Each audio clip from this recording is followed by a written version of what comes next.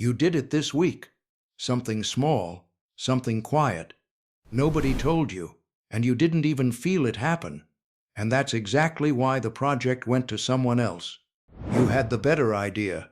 You said it clearly. You backed it up with facts. And 2 weeks later, someone else walked out of that room with your project. Not because they were smarter, because they did something you didn't. That's the danger here. The moves that decide who rises and who quietly gets passed over are almost never spoken out loud. Nobody hands you a manual.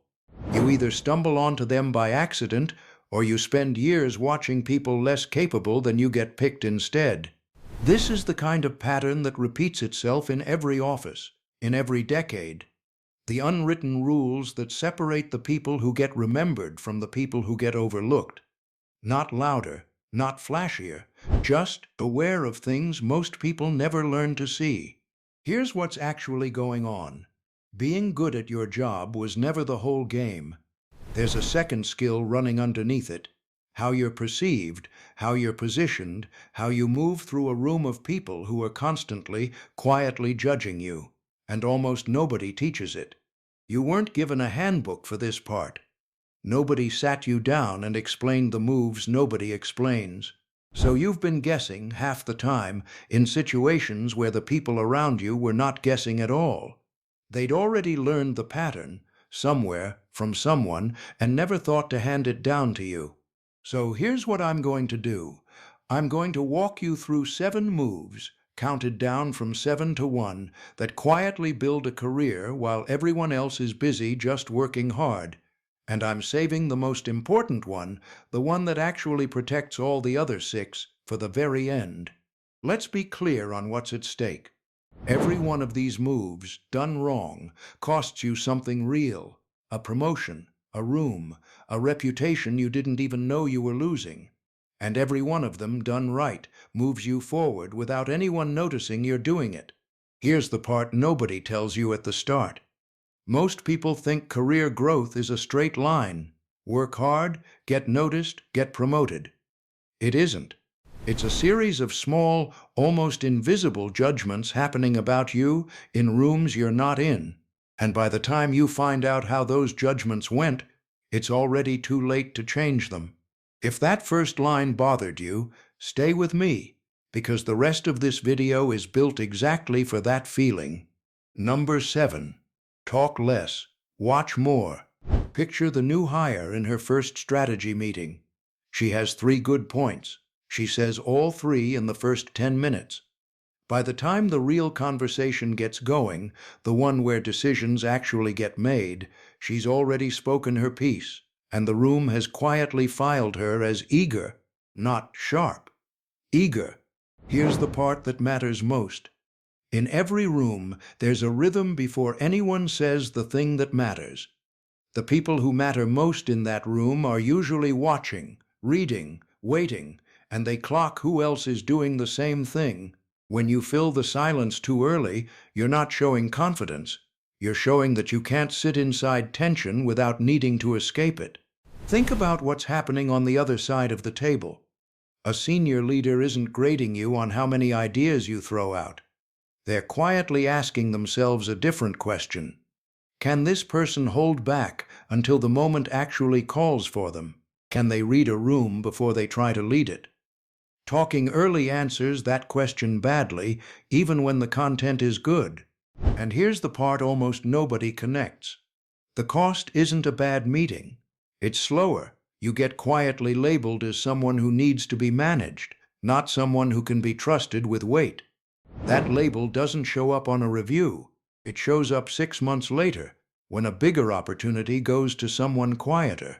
The fix isn't staying silent. It's timing. Let the room breathe first. Let 2 or 3 other people speak. Then say the one thing that actually moves the conversation forward. Not the first thing, the right thing. Try it in your next meeting. Count to 10 in your head before you speak. It feels unbearable the first time. By the 3rd time, it feels like power. And notice, this cuts both ways. Maybe you're the one talking too soon. Or maybe you're the one watching someone else get read this way right now, and you didn't even realize it was happening to them. Because the moment you learn to read a room, you start noticing something else, how people prove themselves. And that's where most people get it completely backwards. Number 6. Prove it with what you do, not with what you say. There's a version of this you've seen 100 times. Someone insists in every meeting that they're the hardest worker on the team. They say it, they repeat it. Somehow, the harder they push the claim, the less anyone believes it. Now think about a different picture. The rookie who barely gave interviews his first season, last to speak, first to arrive, last to leave the locker room. He never once said a word about his own work ethic. Everyone else did it for him. Within a season, veterans who'd never say a kind word about anyone started defending him to reporters. Nobody told them to. Nobody asked them to. That's the whole point. Trust you have to ask for isn't trust at all. Here's what's happening in the mind of whoever's watching you. Claims trigger suspicion. That's just how people are wired. But evidence, especially evidence you didn't ask anyone to notice, triggers trust. The brain treats declared effort as a sales pitch. It treats witnessed effort as fact. And here's the quiet cost of getting this backwards. Every time you tell people how hard you're working, you're spending trust instead of earning it. Over time, people stop hearing your words as information and start hearing them as noise. Pay attention now, because that shift is almost impossible to reverse once it happens. So the move is simple, even if it's not easy. Stop narrating your effort. Let one visible result do more work than 10 sentences ever could. Say less about what you're doing. Let people catch you doing it. This applies whether you're the one over-explaining your effort right now, or whether someone above you has been quietly discounting everything you say, without either of you realizing why. Most people lose right here. They confuse being loud about their effort with being valued for it. Those are two completely different things, and only one of them survives past this year. Because once your work starts speaking for itself, you're going to need something else. You're going to need help. And how you ask for it decides everything. Quick pause. If any of this is landing, tap like now. It costs you nothing, and it tells me you want the rest of these. Number 5. When you ask for help, speak to their interest, not your gratitude. Here's the scene. Someone emails a senior colleague. "I'd really appreciate it if you could look at my proposal. It would mean so much to me." Polite, warm, almost completely ignored, because it asks the other person to spend their time on your feelings. Now the version that actually works.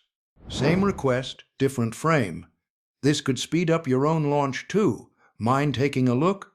Same person, same need. One sentence gets ignored. The other gets a reply in 10 minutes. This is where you need to understand what's happening on the other side. Nobody wakes up thinking about how to make your life easier. People are busy running their own list of priorities, and your request either fits onto that list or it doesn't. Framing your ask around their gain, not your appreciation, is the difference between being remembered as useful and being remembered as one more thing to get through. And the invisible cost, if you get this wrong, isn't a no. It's worse. It's a yes, done reluctantly, that quietly damages how that person sees you going forward. The alternative is a small shift in language. Instead of asking for help, offer a reason the help benefits them too. Visibility, credit, a problem solved on their end. If you just recognized that gratitude trap, type yes below. Let's see how many of us have done this without noticing. Because once people start saying yes to you, a new problem shows up. What do you do with the success once you have it? Most people get this next part exactly backwards too. Number 4. Let your success look effortless, even when it wasn't. Most people get this next one wrong from the very start. They think showing the struggle earns them credit. It does the opposite. Think of a leader walking into a room after months of grinding preparation. And instead of listing the late nights, they just present the result. Calm, almost casual. The room reads that calm as mastery. Nobody sees the version of them that struggled. Pay attention now, because this one is counterintuitive. It feels like fairness to show your work. It reads, instead, as fragility. People don't just judge your result. They judge how much control you seem to have while producing it. Visible strain reads as luck holding on by a thread. Visible calm reads as skill that will repeat itself next time. Every time you visibly struggle in public, you're teaching the room to doubt your next result before you've even started it. The move isn't to hide your effort completely, it's to keep it private and let the outcome speak in a calm, steady voice. Struggle in silence, present in confidence. Stop here for 1 second, because from this point on, these get sharper, not easier. We're getting close to the part I promised you earlier, the one move that protects everything else on this list. But first, there are two more that most people never even think to consider. Number 3, never stay the same version of yourself for too long. Most people miss this one because it doesn't feel like a mistake. It feels like stability. Someone hits a role they're good at, and they stay there. 5 years pass, and the industry changes shape twice, while they stayed exactly who they were on day one. A well-known company, decades into one product line, quietly rebuilt its entire identity before the market forced their hand, not after. That single word, early, is the whole difference between reinvention and desperation. One looks like leadership, the other looks like panic. Here's what's happening in the minds of the people deciding who moves up. They're not just asking who's good right now, they're asking who's going to still be useful in 3 years when the landscape looks completely different. Staying static, even at a high level, quietly signals that you've already peaked. The invisible cost is brutal because it's slow. Nobody tells you you've become outdated. You just start getting left off projects that used to be automatically yours. A quiet erosion, not a single dramatic moment. The fix is to treat your own skills like a live account that needs regular deposits, not a trophy you won once and put on a shelf. Ask, every few months, what version of you the next 2 years will actually need. This is where people sabotage themselves without realizing it. Comfort feels like safety. In a fast-moving field, it's usually the opposite. And here's the double mirror again. Maybe you're the one who's gone quiet and comfortable. Or maybe you're watching a colleague get slowly phased out, wondering why nobody ever told them it was happening. Quick gut check. Out of the 3 moves so far, which one have you already been skipping? Number 2, never look completely perfect. Leave one flaw visible. Here's a small, strange truth. The colleague everyone secretly finds a little exhausting is usually the one who never seems to get anything wrong. No mess, no missed step, nothing you can relate to. And something about that starts to feel less like admiration and more like distance. Think of the presenter who misreads a slide mid-sentence, catches it, laughs for half a second, and keeps going without losing the room. That tiny stumble is the moment people actually start trusting them. There's a well-documented pattern from social history. Audiences and juries alike tend to trust competent people more, not less. Once they witness one small, harmless stumble, a minor error followed by quick recovery tends to make someone read as more credible, not less. It sounds backwards. It isn't. Perfection is suspicious. Recovery is proof. Here's what's happening underneath that reaction. Total polish reads as performance. A visible, harmless flaw reads as proof that the polish is real because it shows the seams. People trust what they can see the inside of. And the cost of hiding every flaw is a strange, invisible one. You start to feel less human to the people around you, and less human means less trusted with the messy, real problems that actually matter. So the move is deliberate. Let one small, harmless imperfection stay visible. Not a real weakness, Never anything that actually costs you credibility. Just enough texture that people can see there's a person underneath the performance. This is where the mirror flips one more time. Maybe you've been hiding every crack, exhausting yourself trying to look flawless. Or maybe you've quietly stopped trusting someone precisely because they never once looked human in front of you. There's a strange kind of loneliness that comes from never being wrong in front of anyone. People stop offering you help because you never seem to need it. People stop confiding in you because you never showed them it was safe to. The flaw you're hiding to protect your image might be the exact thing that would make people want to protect you. And now, the one that ties every other move together. Here's the truth. Everything I just told you, all 6 of those moves, collapses without this last one. Every single one of them. Number 1. Quietly widen your circle of allies before you ever need them. Here's the version almost everyone lives. Someone works hard, heads down, convinced that results alone will get noticed. They barely know anyone outside their own team. Then a reorganization happens. Decisions get made in a room they're not in, and they find out about their own future secondhand. Now picture a different pattern, one that shows up again and again in accounts of major alliances forming before a shift in power. The people who came out ahead weren't always the most talented in the room. They were the ones who had quietly built relationships across lines, long before those relationships were ever needed. Not the loudest network, not the biggest contact list, just a handful of people in different rooms who'd say a good word about them without being asked. Here's what's happening in the minds of the people making decisions about your future. Rooms make choices about people they already trust, and trust gets built long before the decision ever needs to be made. If the only people who know your work are the ones directly above you, your entire future depends on one person's memory. The invisible cost is the one that makes every previous move fragile. You can talk less, prove more, ask well, stay humble, keep evolving, stay human, and still lose everything in a single afternoon if the one person who knew your value leaves the company. Here's the warning sign most people miss completely. If you can only name 1 or 2 people who would speak up for you in a room you're not in, you don't have a career built on solid ground.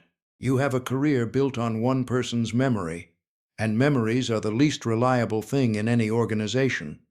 People move teams, people leave companies, people forget, even with the best intentions, exactly how much you contributed 6 months ago.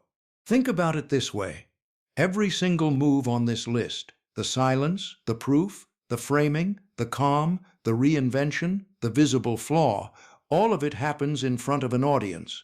And an audience only protects you if it's wide enough to survive one person walking away. A single champion is not a safety net. It's a single point of failure wearing a friendly face. The fix is not networking in the exhausting transactional sense everyone dreads. It's smaller, steadier, one honest conversation outside your immediate team every few weeks, no agenda attached, just presence kept alive over time. Think of it less like collecting contacts and more like planting something you won't need for a year.